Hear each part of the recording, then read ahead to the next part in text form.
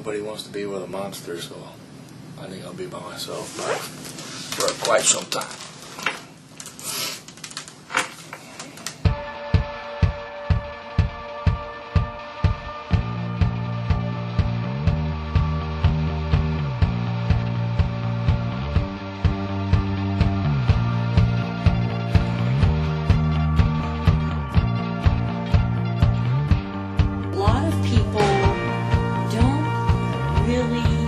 Viscerally understand that there's a war going on and that people are dying and being maimed. They don't get it.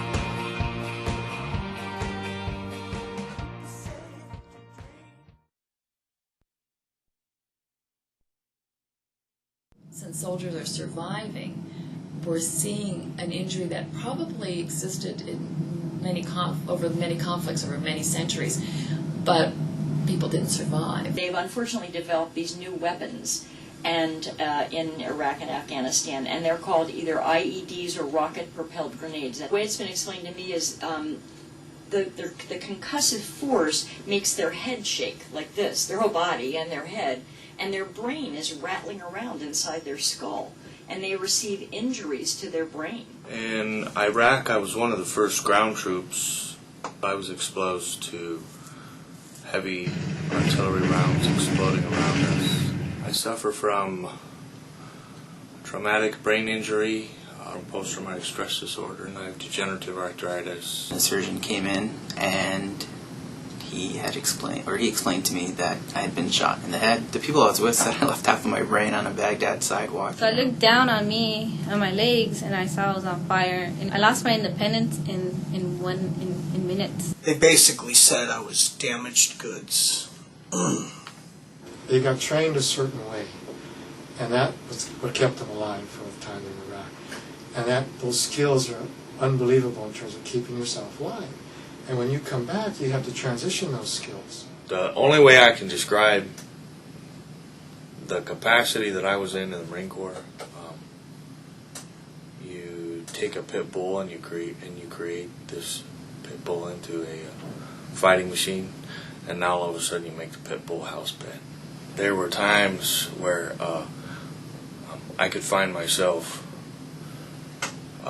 totally trying to shun the fact that I'm a 39-year-old man. I'm not supposed to act in a ill manner, and I was wanting to jump on the other side of the counter and just grab some of my customers and just beat the living shit out of them, just to make me feel better.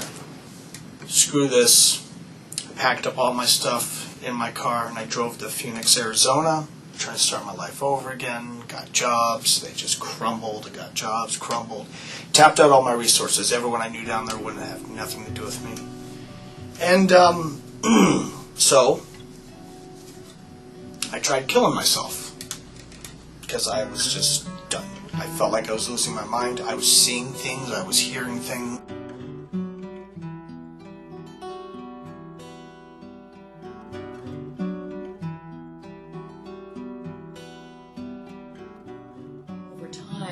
They just are a little bit different as a result of it, particularly if they've had multiple exposures. So they may have difficulty with memory, particularly forming new memories and remembering what they did yesterday or what they need to do tomorrow, with paying attention and concentrating on things. They'll have maybe ongoing headaches that were new or worse than they'd had prior to the injury. They have problems maybe with sleep, with irritability. There's a whole host of different symptoms. I the chapters that were assigned over and over and over and over again. There's things that I forget that I've known for over 30 years. The wives have said to us, and the mothers have said to us, you know, I sent you my husband and you sent me back a stranger. I don't even know who this person is.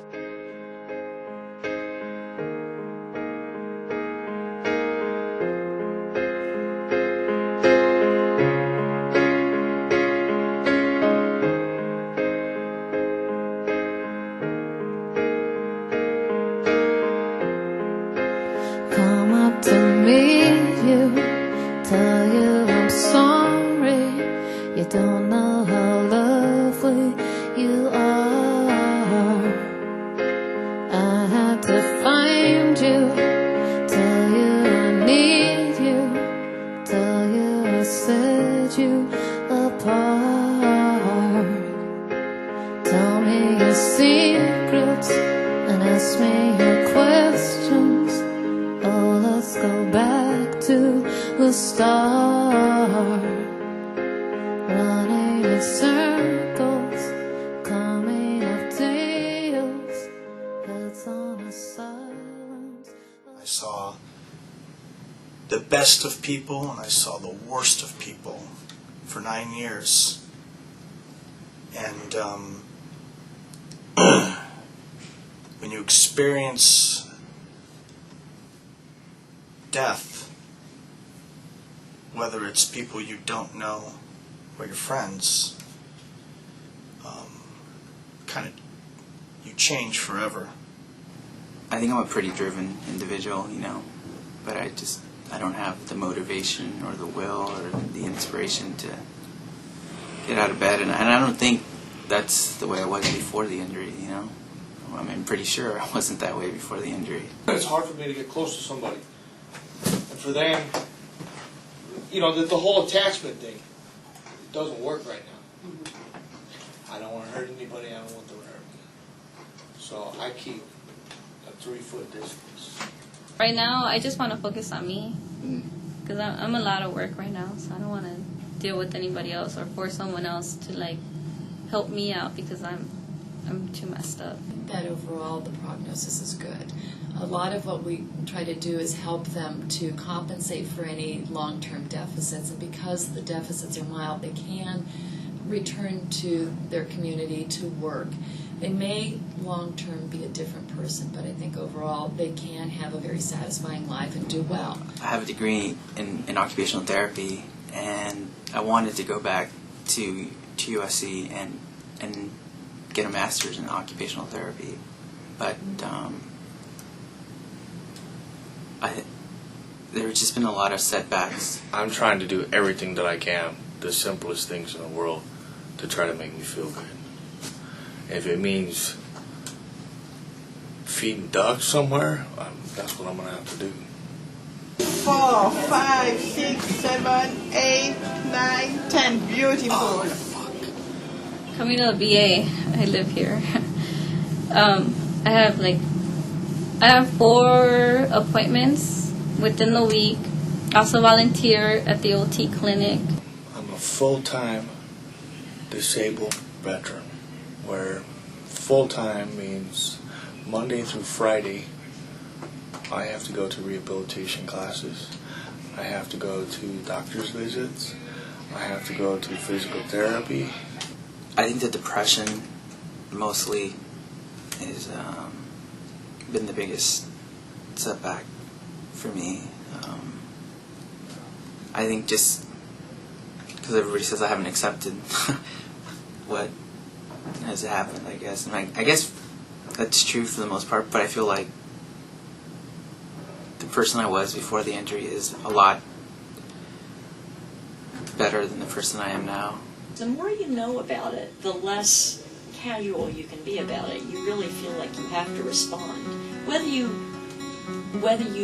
think the war is justifiable or not really doesn't have much to do with it. These are heroes. These are people who put their lives on the line for us. And again, whether or not you think it was the right thing to do or whether we should be there, that really doesn't have much bearing. These are young people whose lives have been shattered. And somebody has to help them. Or friends that they've grown up with all their lives have no clue on what they went to. Or their friends ask the most stupid question in the world, and every vet knows that question when they say, how many guys have you killed?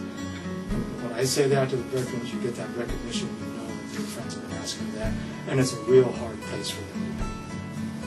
It's different, I think, because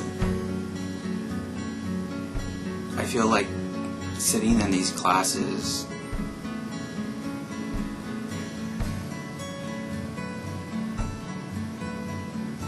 like everybody is caught up in their own thing, whether it's like school or work, and then there's this.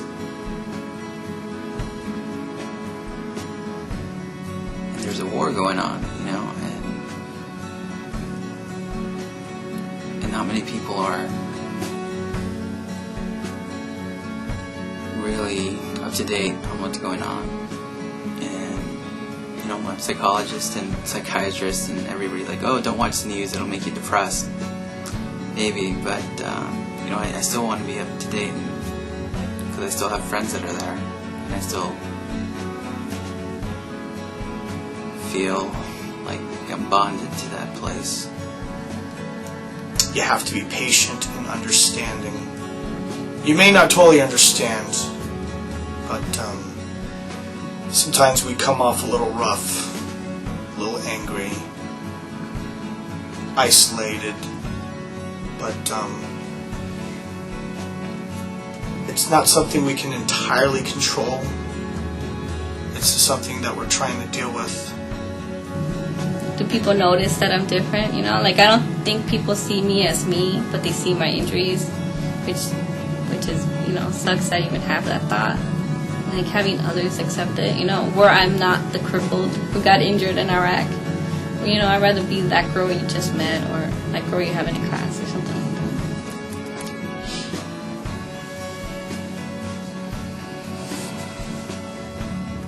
that. I'm just glad that I'm alive.